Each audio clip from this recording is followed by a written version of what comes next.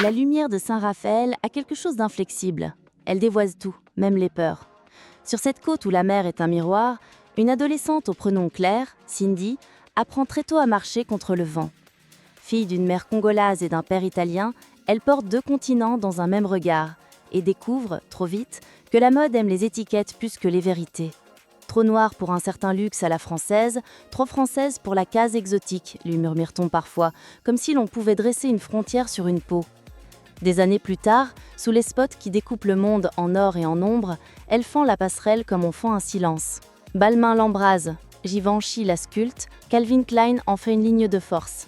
À New York, elle défile pour Victoria's Secret. Les ailes ne sont pas cousues dans le dos, elles sont dans la nuque, là où la colonne se redresse quand on refuse de baisser les yeux. Et en France, sa voix abolit les clichés, prête son visage au combat qui compte, parle de racisme sans détour. Parce que la beauté, dit-elle sans l'imposer, n'a jamais blanchi une injustice. Voici donc l'histoire d'un corps que la mode croyait mesurer au centimètre et d'une femme qui, patiemment, a appris à la démesurer, non pas pour occuper plus d'espace, mais pour ouvrir la scène aux autres. Ce n'est pas un conte de fées, c'est une précision et une promesse. À Saint-Raphaël, le Mistral effleure les pins et bouscule les volets des maisons modestes.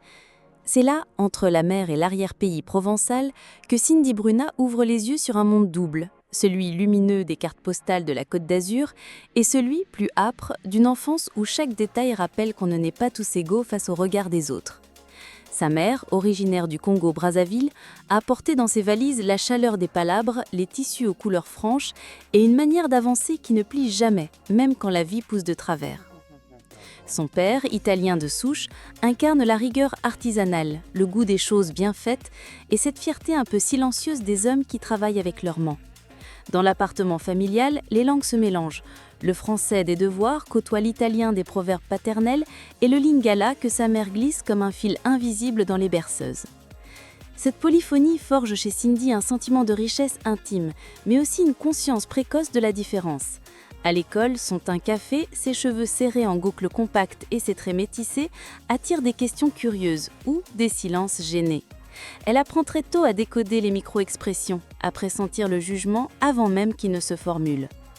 Enfant, elle n'est pas de celles qui cherchent à occuper le centre de la scène, plutôt observatrice. Elle se tient légèrement en retrait, attentive aux gestes, aux voix, aux atmosphères. Mais derrière cette apparente réserve, un moteur discret ronronne, une obstination qui, plus tard, fera d'elle une marcheuse implacable sur les podiums. Elle aime la course, la natation, les activités où le corps devient un outil précis, discipliné. Sa mère, consciente de la fragilité des rêves, lui répète qu'il faut avoir un métier sûr. Son père, lui, encourage l'idée qu'il n'y a pas de honte à vouloir plus grand que sa condition. Pourtant, cette enfance au croisement de 2 cultures n'est exempte de tensions. Les conversations familiales peuvent se heurter à des divergences profondes sur ce que signifie réussir. Dans la communauté congolaise locale, certains voient d'un œil sceptique les ambitions liées au monde occidental de la mode. Dans le cercle italien, on valorise plus volontiers les parcours classiques, stables, loin des flashs et des aléas du mannequinat. Cindy grandit donc avec cette idée que tout choix de vie aurait un prix et qu'il faudra savoir l'assumer seule. Les étés, elle les passe souvent à aider sa mère lors d'événements communautaires, préparation de repas, organisation de fêtes, où les robes traditionnelles côtoient les tailleurs stricts. Elle y apprend l'art de se présenter, de tenir une conversation, d'entrer dans une pièce en occupant l'espace juste ce qu'il faut. Des qualités sociales qui, plus tard, s'avéreront précieuses dans un milieu où l'allure est une carte de visite. Son adolescence marque un premier virage intérieur. Sa silhouette s'allonge, son regard se précise. Elle ne cherche pas à correspondre aux standards, mais sa présence commence à intriguer, grande et lancée, avec une démarche naturelle qui semble calibrée pour une passerelle. Certains camarades se moquent, d'autres l'envient. Cindy, elle, garde ses distances, comme si elle pressentait que la validation des autres est une monnaie instable. Au fond, cette période forge 2 convictions, qu'elle devra se battre 2 fois plus pour se faire une place, et qu'elle ne sacrifiera pas son identité pour entrer dans un moule. Elle ne le formule pas encore avec des mots, mais déjà dans sa façon de se coiffer, de s'habiller, d'assumer ses origines, sans les édulcorer, on lit une force silencieuse, née dans les ruelles calmes de Saint-Raphaël, deviendra la colonne vertébrale de sa carrière future et la clé qui transformera la jeune fille discrète en figure incontournable des podiums. Il y a dans la trajectoire de Cindy Bruna un instant précis où la ligne droite de l'existence adolescente se plie soudain en angle aigu. Ce moment n'est pas annoncé par un projecteur ou un contrat, mais par une conversation banale qui se transforme en promesse silencieuse. Elle a alors 16 ans, en terminale, concentrée sur ses études, comme le souhaitent ses parents, quand une amie de la famille, croisée lors d'un dîner, lui demande si elle a déjà pensé à poser pour des photos. Cindy rit, esquive, comme on le fait face à une idée absurde. Elle n'a jamais imaginé que son physique, qu'elle a appris à défendre contre les stéréotypes, pourrait devenir un atout dans une industrie mondiale. Les jours passent, mais la remarque s'installe, comme une graine qu'on n'avait pas l'intention de planter. Cette amie insiste, propose de la présenter à un photographe local réputé pour ses collaborations avec des agences parisiennes. La première rencontre est une épreuve. Cindy n'aime pas se mettre en avant, et la caméra, avec son œil impassible, lui semble intrusive.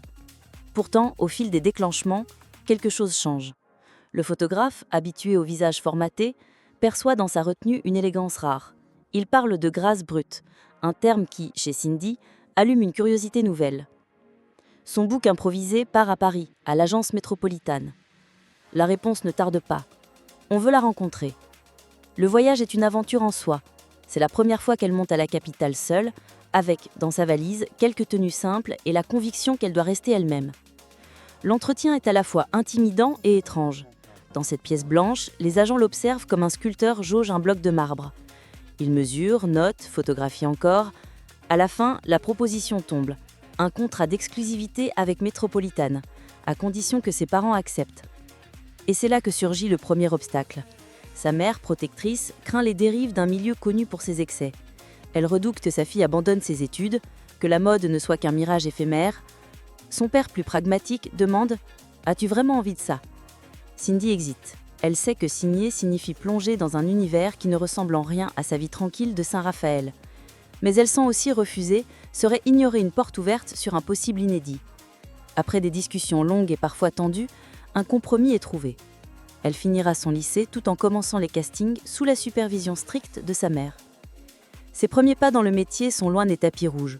Ce sont des trajets en train à l'aube, des attentes glaciales dans des couloirs d'agence, des refus polis ou expéditifs. Elle découvre que derrière chaque image parfaite se cache une discipline sévère. Tenir des poses inconfortables, marcher encore et encore jusqu'à ce que la démarche devienne une signature, apprendre à exprimer une émotion en un seul regard. À chaque retour à Saint-Raphaël, ses camarades s'étonnent. « Tu as défilé ?» Parfois elle répond oui, mais ne raconte pas tout. Elle garde pour elle les doutes, les humiliations discrètes et ces rares instants où un casting se termine par un « on vous rappellera » qui se transforme en contrat.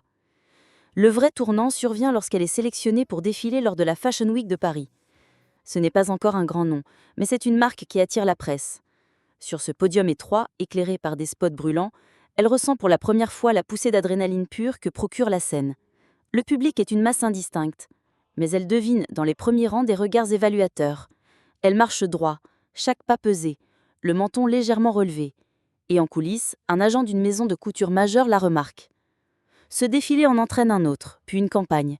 Les portes s'ouvrent, lentement, mais de façon irréversible.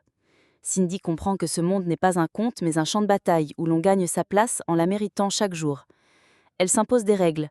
Ne jamais se compromettre sur ses valeurs, rester professionnelle même quand la fatigue ou la frustration menacent de fissurer le masque. Cette discipline, forgée dès l'entrée dans le métier, deviendra la base sur laquelle elle bâtira une carrière qui bientôt dépassera les frontières françaises. Car si la mode l'accueille, elle ne l'épargne pas. Certains directeurs artistiques la voient comme une curiosité, un visage différent à placer pour la diversité, sans toujours lui offrir la profondeur de rôle qu'elle mérite. Mais Cindy, fidèle à la jeune fille de Saint-Raphaël, transforme chaque opportunité en scène où sa présence parle plus fort que les quotas. C'est ce mélange de patience et de détermination qui fera dans les années suivantes toute la singularité de son ascension. Il y a dans chaque carrière de mannequin un moment où l'on cesse d'attendre l'appel et où l'on devient l'appel que tout le monde attend. Pour Cindy Bruna, ce basculement survient lorsqu'elle est choisie pour intégrer le cercle très restreint des mannequins défilant pour Victoria's Secret.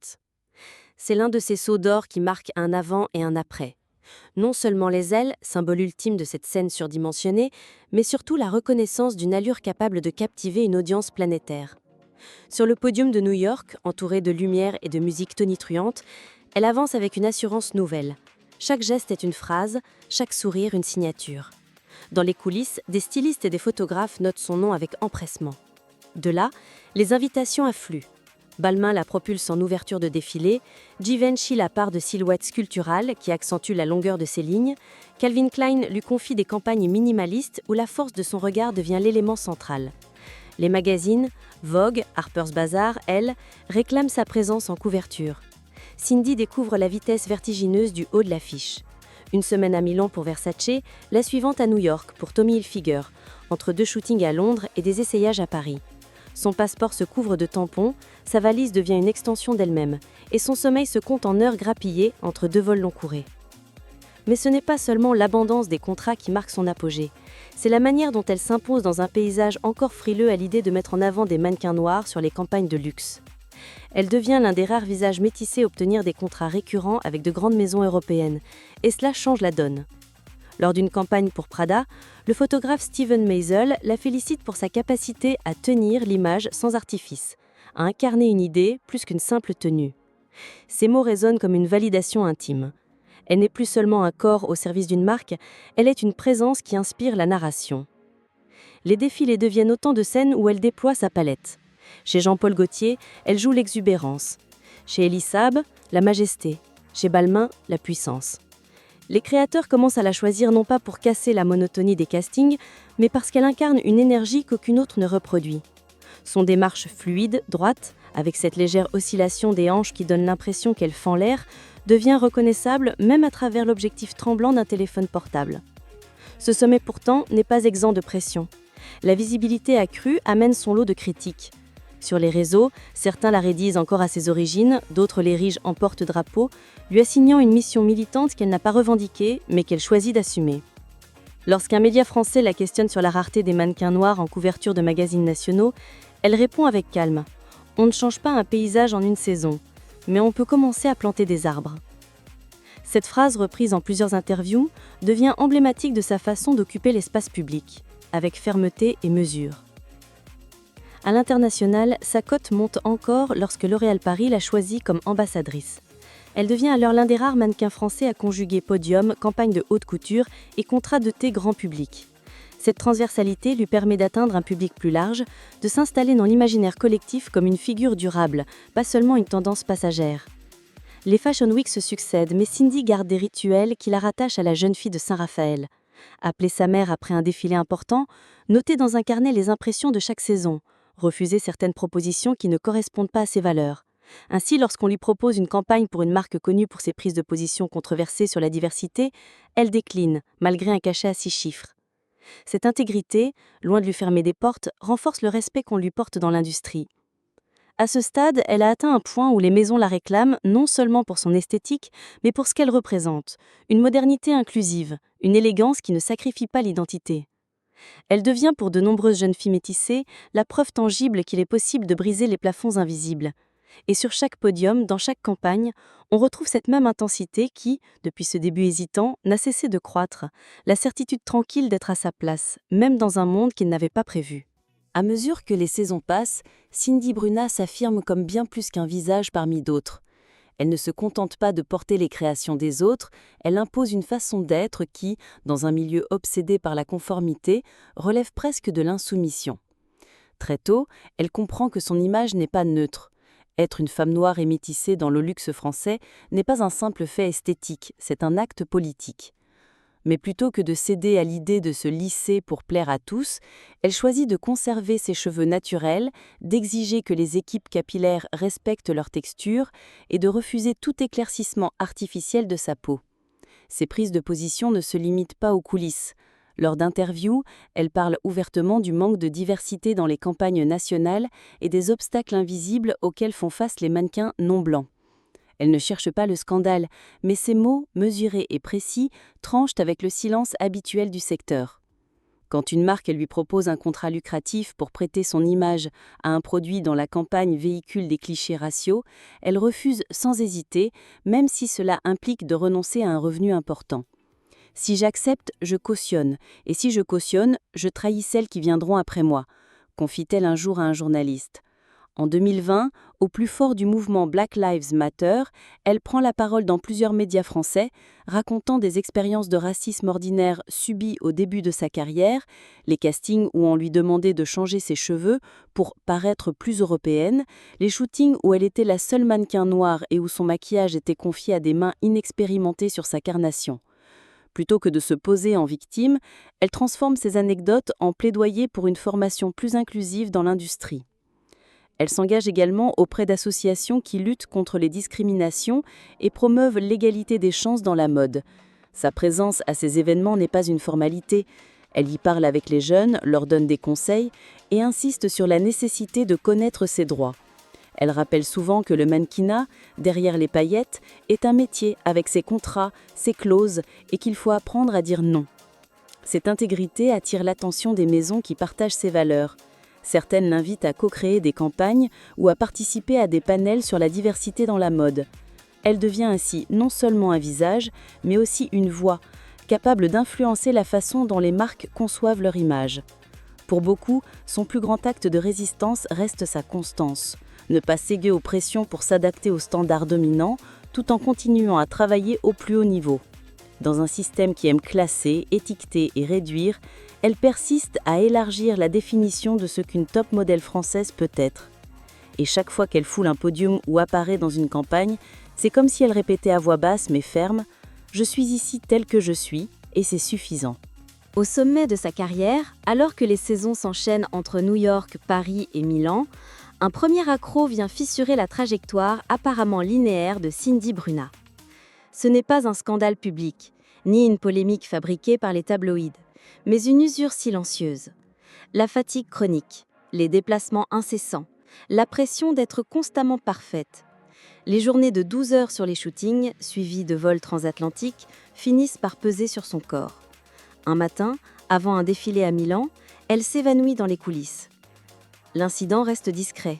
L'équipe médicale parle d'épuisement, mais pour elle, c'est un signal d'alarme. Ce malaise n'est que le début. Quelques mois plus tard, un accident domestique anodin, une chute dans un escalier lors d'un court séjour à Saint-Raphaël, entraîne une blessure au genou. Rien de dramatique, mais assez pour l'empêcher de marcher sur les podiums pendant plusieurs semaines. Dans l'industrie, l'absence prolongée est un risque. Une silhouette invisible trop longtemps peut vite être remplacée.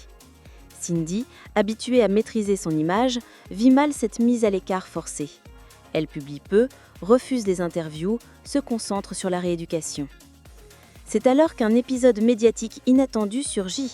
Une ancienne campagne publicitaire datant de ses débuts ressurgit sur les réseaux sociaux et est critiquée pour ses choix esthétiques jugés stéréotypés. Bien que Cindy n'en soit pas la responsable artistique, son nom est associé à la polémique. Certains l'accusent de ne pas avoir refusé le projet, d'autres la défendent en rappelant qu'à ses débuts, elle n'avait pas le pouvoir de dire non. Elle choisit de répondre par un message mesuré sur Instagram, reconnaissant que certaines images ne correspondent plus à ses valeurs actuelles et affirmant son engagement pour un changement durable. La franchise de cette prise de parole désamorce partiellement la controverse, mais elle laisse une trace, le rappel que, dans la mode, chaque image peut revenir hanter son mannequin. Parallèlement, une lassitude plus profonde s'installe. Le rythme est freiné, les hôtels impersonnels, les sourires calculés aux événements.